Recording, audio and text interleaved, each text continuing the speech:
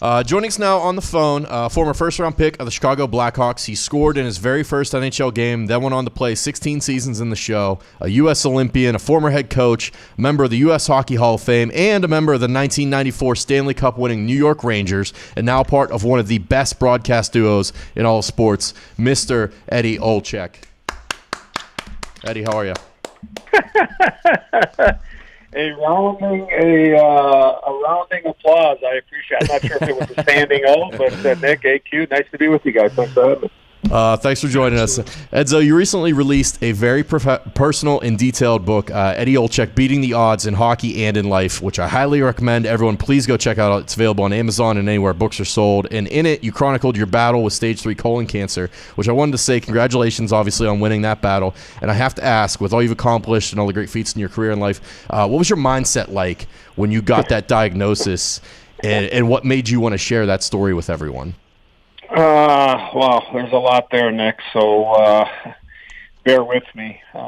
I've had opportunities to chronicle my life as a young aspiring athlete, a young kid growing up in the suburbs of Chicago, of wanting to become a professional athlete, become a professional hockey player, and people telling me my whole life that I wouldn't make it or couldn't make it either because I was a little heavy, or I was a kid from Chicago, or, I was an American-born kid, obviously, and, hockey back in the early 70s was, mostly, played by Canadians, and I wasn't living in a hockey hotbed in the suburbs of Chicago, but, I had a gift. I had a great opportunity given to me by my folks, and,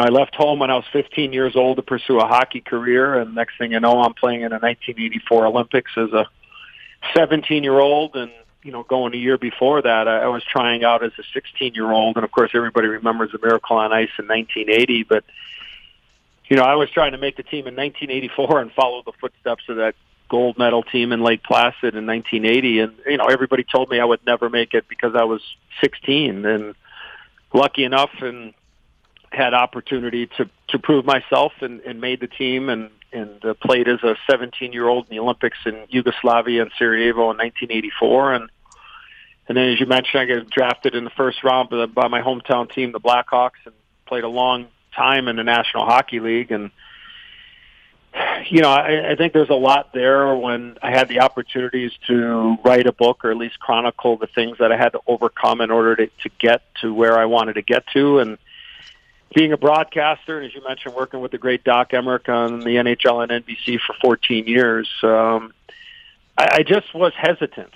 I was like, I just didn't think there was anything there. And then on August the 4th of 2017, I pretty much got the call that changed my life, my family's life, and even the people around me when I was diagnosed with stage 3 colon cancer after having a surgery and removing 14 inches of my colon and a tumor the size of my fist, and them sending it out and telling me that I was sick, and they were recommending 6 months of chemotherapy. And, just pushing ahead a little bit into that battle, I thought at that time, well, now here's, no pun intended, but this is the final chapter of the book. Wow. Like, this is going to be the heart and the meat of my story of, growing up as a young kid in Chicago, and then all of a sudden this phone call comes at 7:07 p.m. on August the 4th of 2017, and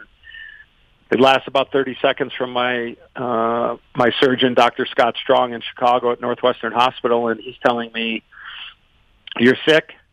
We're recommending 6 months of chemo, and we'll reevaluate after the 6 months." And when I hung up that phone, the first thing I thought of was, okay, well, how long do I have? When am I going to die? And like I said, pushing ahead, I thought, well, here's an opportunity to chronicle my journey through getting sick and then taking the chemotherapy. Maybe this is the opportunity to help one person. So the 16 months that I had pen to paper with my co-author, Perry Lefko, who I've known since the late 1980s, I thought if I could help one person either get through the day bring hope to them, give them inspiration, be as truthful and as transparent and as honest as I could, especially in my chemo battle and in my cancer battle, that it was well worth the 16 months of pen to paper to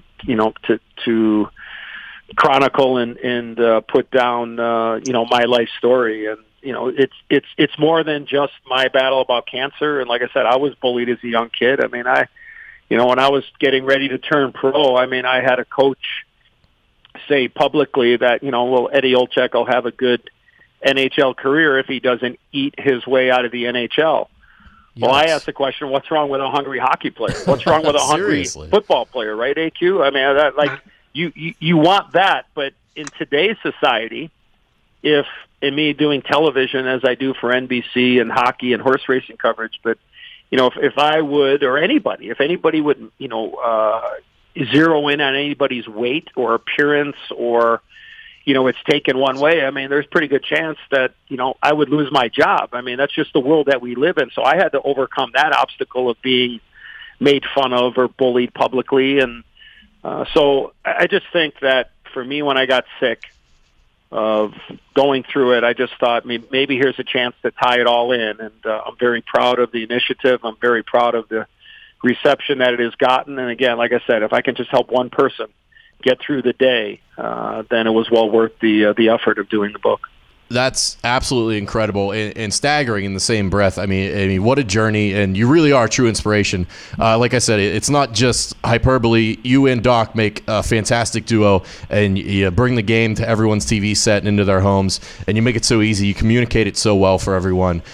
You're beloved by a lot of people. A lot of people who are in your position get bashed regularly, and I think you guys are some of the most beloved to ever do it. And I don't mean that lightly. That. Thank you.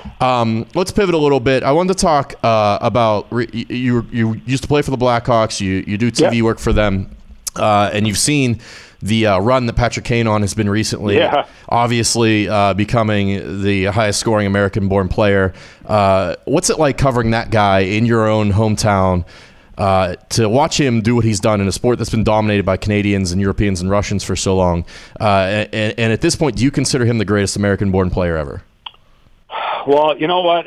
That debate has been ongoing here for the last couple of years when you look at what Patrick Kane's been able to do, not only individually, which is, obviously a big part of it, but when you look at what he's done team-wise, I mean, he's won 3 championships. He's won 3 Stanley Cups. I mean, he's been MVP of the playoffs. He's led the league in scoring.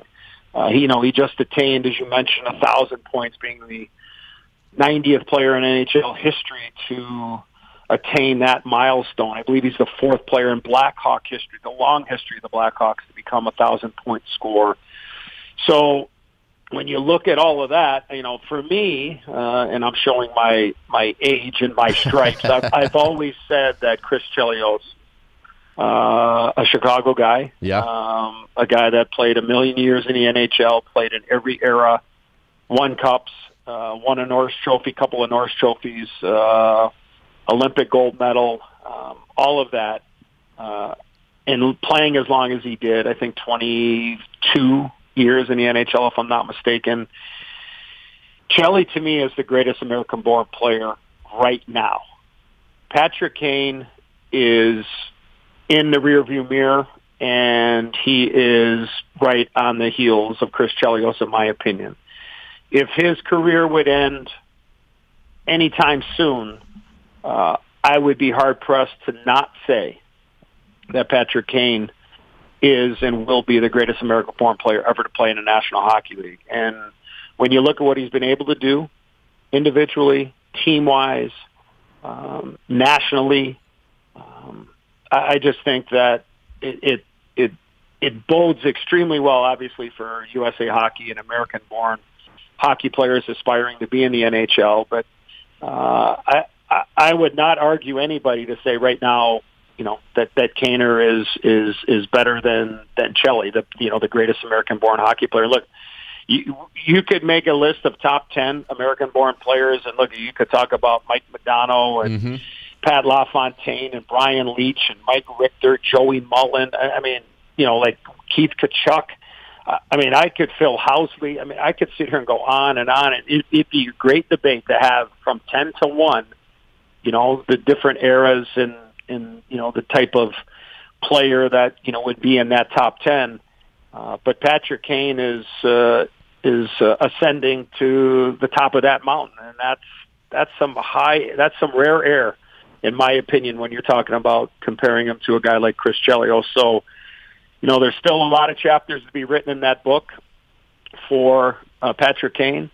But in my mind, there is no doubt that, you know, it's 1 and 1A right now. And yes, at some point, I do believe is that he will, you know, he will be at the top of the mountain and be the greatest American war player ever to play in the National Hockey League. Well said, and very fair of you to pick a defenseman over a forward. You know, AQ, what do you got? Well, we all know, and just for full disclosure for some people that are listening in, is yes, I was a forward, and I do carry the union card for all forwards in all eras of the National Hockey League, and we do know that forwards are smarter than defensemen. So I just want to make sure that I get that out there. But look at fair and balanced. That's the type of country we live in. So. I do continue to get to my knees and honor the legend of Chris Chelios, both on and off the ice, and know that he is a D man. Eddie, it's AQ here. Hey, we had a debate on here yesterday about goal scorers with what Alexander Ovechkin has been able to accomplish so far. Is there an argument? Is there a debate that he's the greatest goal scorer this league has seen? Well, right now there's no hesitation. I mean, when you talk about our generation, AQ, I mean, when you look back at the last 30 years, without a doubt, when you look at the body of work, Wayne Gretzky, you know, Mario Lemieux, Mike Bossy, I look at those guys and go, those guys were pretty salty. You know, I mean, I played against all three of those guys. Unfortunately for Mike Bossy, he had back injuries and wasn't able to really, you know, get up in that rarefied air, as I mentioned a little bit earlier. But you know, like Wayne Gretzky, to this point, the numbers bear it out, right? I mean, he's up there just short of 900 in his career. I believe 892. Mm-hmm. And Ovi, look, I mean, he's in the neighborhood, and if he could stay healthy, why not? You know, why couldn't he be within 50 goals of the great one and look to take down that that record that you just thought almost would never be passed, right? Like for me, of being a hockey lifer and having played against Gretzky and looking at the guy's got 1,000 records. I mean, it's just amazing of everything he's done. And you look at that 892. Like, I mean, the points, I don't think he has to worry about the points record. I mean, think about it. He has more assists than anybody has ever had points in the NHL. Like, just think about that for a second. Like, you're talking about domination. I mean, that's MJ. That's Michael Jordan. I mean, that is, you know, like, that is just flat out incredible. But when you look at Ovi and being shy of 700 and looking at that number, his contract's up after next year. I don't think there's any doubt he's going to be in Washington. You know, if you do the math, if he can play another 5 years and average that number of that, you know, 35 to 40, why not? Now, look, he's going to need some luck on his side, right? Oh, yeah. Father Time, AQ, you know this. Father Time is undefeated, right? And he's going to need to stay healthy. He's going to need to stay healthy. He's going to need a little bit of luck. And he's going to need to continue to have those great players around him. And Nicholas Backstrom was just re-signed recently for 5 years, so he's not going anywhere. But, you know, look, I would not argue. If anybody said, look, and he's the greatest goal scorer we've ever seen in the National Hockey League, I'd say, well, you know what, I think Wayne Gretzky is, but he's in the team photo, and that photo's probably got about 3 or 4 guys, and Ovi's moved right in there. So it'll be great. It'll be great theater to watch, like to see him close in. And again, need some luck and to stay healthy. And if he can do that, why not? And that's been my response when people have asked me that question: is, you know, like, do you think he could do it? And absolutely. Because, look, the game is way different now, Nick and AQ. It's way different now than it was 15 years ago, and obviously in the era of Wayne Gretzky and Mario Lemieux. It's catered to offense. Look, the National Football League, AQ, it's catered to offense. Baseball, catered to offense. When you look at all the rules, the NBA, catering to offense. So I look at a guy like Ovechkin who loves to score, can still shoot the puck as well as anybody. The momentum, he's in the carpool lane, and he's got an incredible opportunity here, and with a little bit of luck and health, why not? Why can't he get to 893 and break that record? But that's just incredible to even think that he's on the verge of doing that if everything kind of works out here in the next 4 or 5 years. That's a great analogy in the carpool lane. I love that. Edzo, I got to ask, AQ and I are both Pittsburgh guys. You mentioned Mario Lemieux. We're both born and raised Pittsburgh guys. You spent some time there as a coach. You played for and against Lemieux. I've heard some things that maybe you were jaded with the way things happen. I tend not to believe it. You seem like a great guy, so I want to get to the bottom of a couple of things. If you could touch on your time in Pittsburgh, and also, is it true that Mike Lang was the one that gave you the nickname Edzo? I'll work my way backwards off the questions. Mike Lang did not give me my nickname Edzo. It was my former teammate with the LA Kings and former Pittsburgh Penguin Kevin Stevens gave me that nickname Arthur Louise gave me that back in 1996 when we were playing together with the LA Kings. Nick, my time in the Burgh, I spent almost 3 years as a player there. I spent 3 years as a broadcaster working with the legendary Hall of Famer, the great Mike Lang, my first partner in the TV business back in 2000 to 2003. And then I got the opportunity, I should say, I wanted to get into coaching. And I went in for an interview to coach the minor league team in Wilkes-Barre Scranton in the American Hockey League. And the interview went well, and instead of interviewing for the minor league job, I got asked to coach the big club in Pittsburgh because we were in the middle of the team was in the middle of a rebuild, and they were going to blow it up and start from scratch and try to hit some home runs in the draft. And, oh, yeah, by the way, we hit a few home runs with Marc-Andre Fleury, first overall, Evgeny Malkin, second overall, and then we won the lottery and got Sid. So back-to-back picks. When you back-to-back picks, when you think about Fleury, Malkin, and Sid, that's the way you draw it up in your meetings when you sit there and go, we're gonna blow it up, and we're in some financial distress, and we need to start over, and that's what you need, and we did it. And look, to get that opportunity, I would never trade it in for anything in the world. I mean, I enjoyed it immensely. Look, was I disappointed that I got fired? Yeah, absolutely. I mean, look at, you get traded, you get fired, you get released. I mean, look at, you're always going to be upset and wish things opportunities maybe would have presented themselves a little differently, or maybe, things happen. But, I have the utmost respect for Mario. We were drafted in the same year in '84. Got a chance to play with him. When I was in the Burgh, had a chance to coach him when I was there coaching his team, and to have the utmost respect for the Penguins. And but look, I enjoyed myself. I think it made me a better hockey guy. It made me a better broadcaster, and I enjoyed my time in Pittsburgh very, very much. And will always feel a part of that the Olczyk family has in the city of Pittsburgh and representing the Pittsburgh Penguins. Well, as a fan during that time, I can admit there were some tough times there, but hopefully, I speak for the fan base here. I'm trying to, at least. You were one of the best guys to do it, and it was a pleasure to watch you behind the bench, even though we didn't get the success we wanted, but also to listen to you on the radio. You were great. AQ. Thank you. Thanks. Yeah, Eddie. So always have a huge amount of respect for guys who broadcast across multiple sports. Joe Buck, yourself. I think it's obviously so hard, and all the research you have to do going back and forth, and what you can't really miss a beat going on air. So I know we're pivoting here, but how hard is it to go from a hockey game one day to calling a horse race the next? Wow.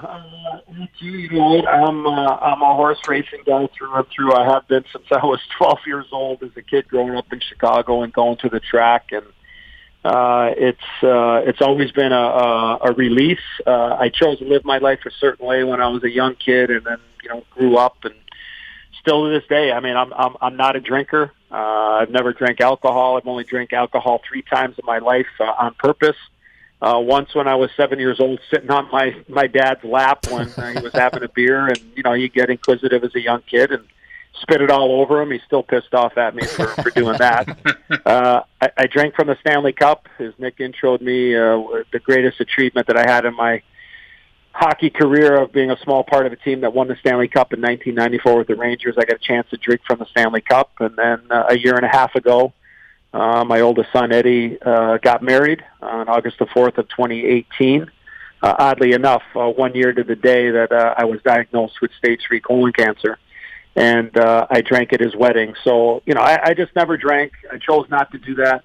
I didn't smoke, no drugs, no nothing. But, I gambled on horses. Yeah, that was my release.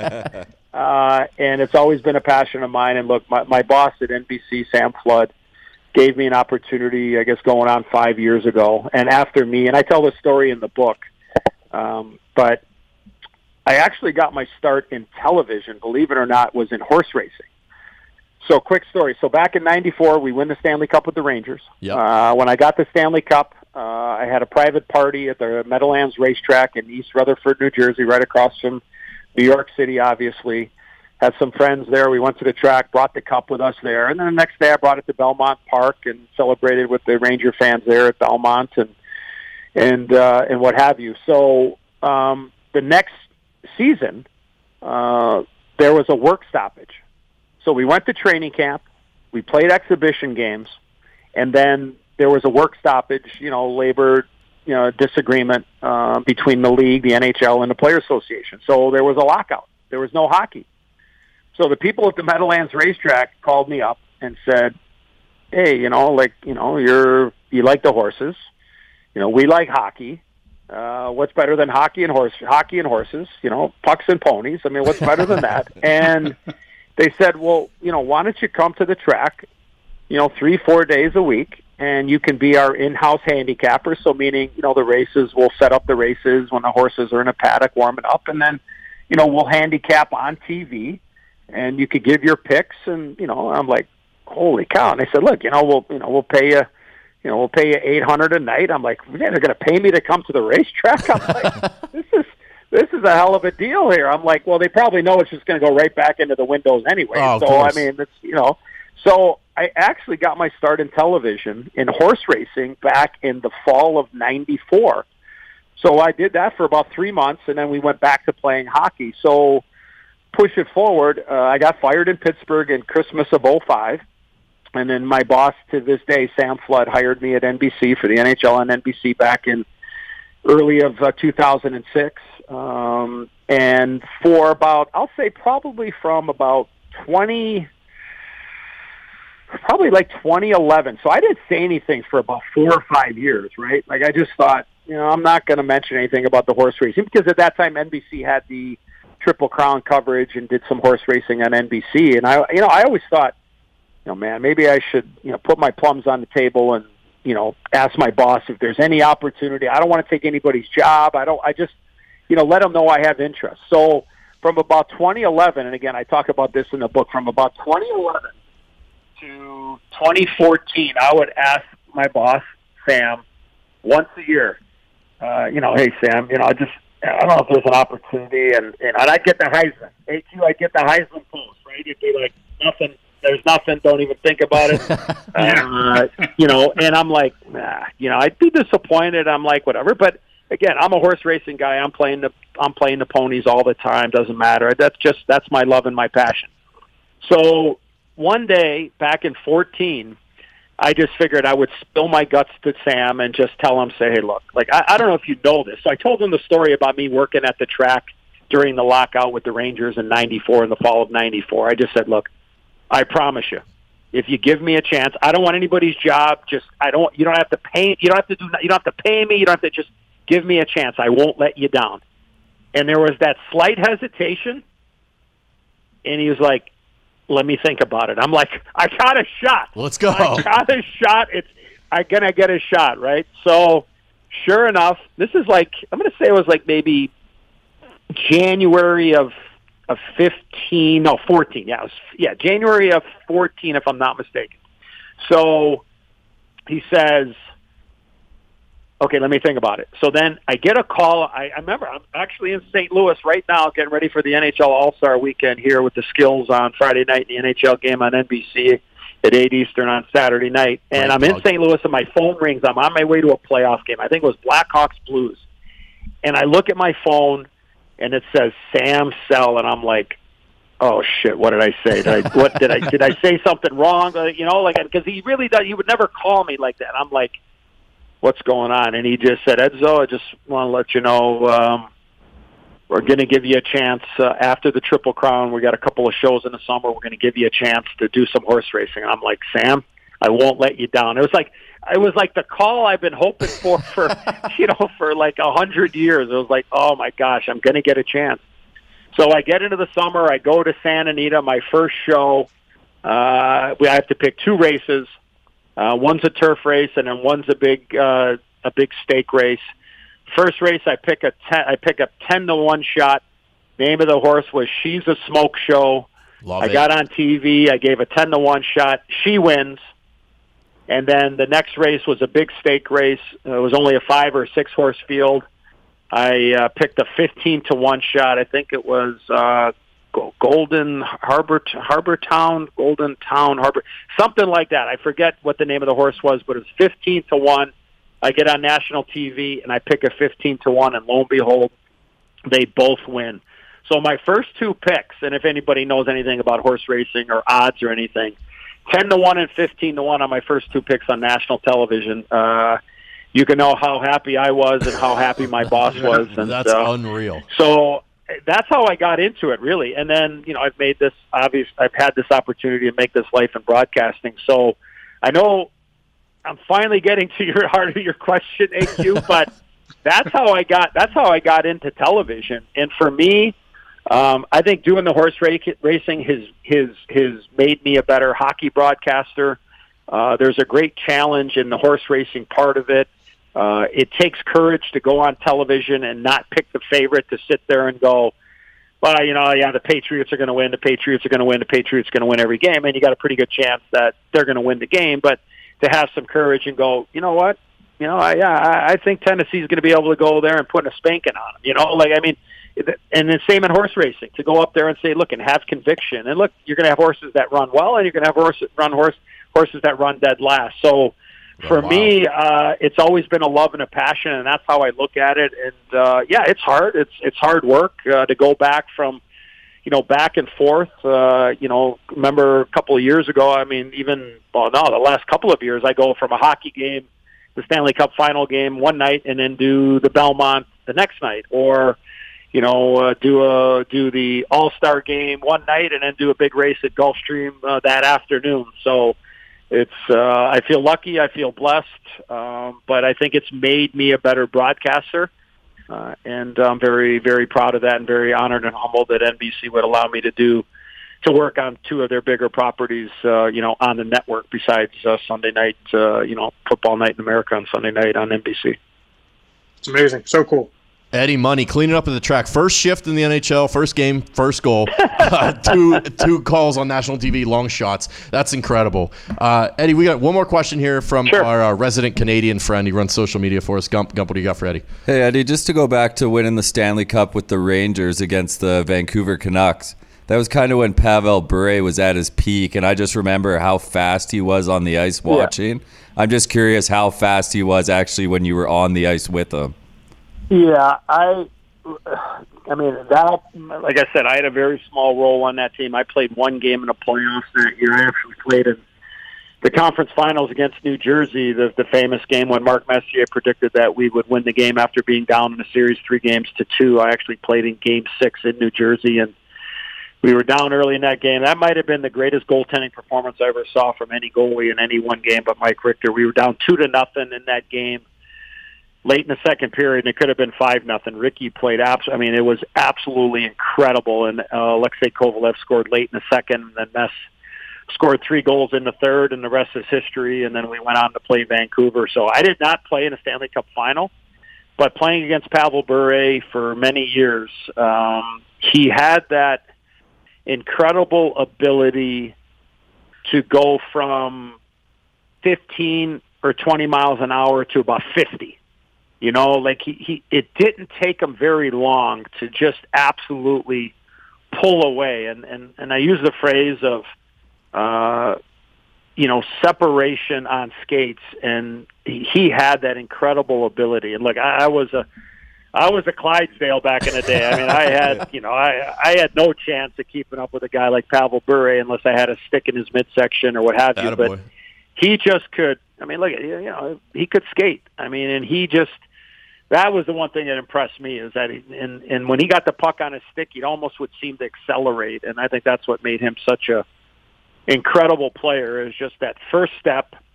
And then once he got the puck on his stick, he was gone. And look, he wasn't a very big guy, but I mean, he had some girth to him. Like, he was thick. He had some bite to him. He had some jam to him. And, unfortunately for him, he broke down towards the end of his career. But he was a pretty talented player, that's for sure. Eddie, one last question. My name's Diggs. I host a betting show here. I know it's a while to the Derby. I don't even know if there's any events in the near future. Do we have any winners? Do we have any horse winners that you can give out? We're degenerates here, Eddie. All right. Well, here, this is what I'll tell you. I'm not. You guys got to tell me when are we running this? When is this going to hit to the people? When is it going to hit the masses? This will be next week, like Tuesday or Wednesday, probably. Okay, good. So I was going to give a horse out for this Saturday, so I better not do that. So that's probably a good thing. You know what? Right off the top of my head, I wouldn't want to give out anything, because I just don't know when a particular horse might be running or where a horse might be running. But if you guys want to have me on, I'll make a deal with you. If you want to have me on prior to the Triple Crown, right before the Kentucky Derby, if you want to, maybe we can talk a little bit about a couple of races on Derby Day or on Oaks Day, the day before the Kentucky Derby. We could certainly figure that out. But you know what? I'd love to be able to join you guys again right before Triple Crown time. That would be awesome. Edzo, thank you for that, and we'll take you up on that bet. What we'll do is we'll have you, before the Triple Crown events, we'll have you come back and jump on our boss's show, Pat McAfee, on Westwood One. He's got a nationally syndicated radio show, so we can get you on there and get you out to the people and make sure they get some winners from you. Be happy to. And guys, thanks again for helping me promote the book too. Like I said, my goal with my book is if I could help inspire one person out there to just help them get through the battle. And it doesn't have to be cancer. I mean, it could be any battle. I think there's a lot there. I think it's for any age, man or woman, athlete, non-athlete. I think it could be very relatable, obviously, that people are in a cancer battle or know people that have battled. My wife and I want people to know how important the caretakers and caregivers are.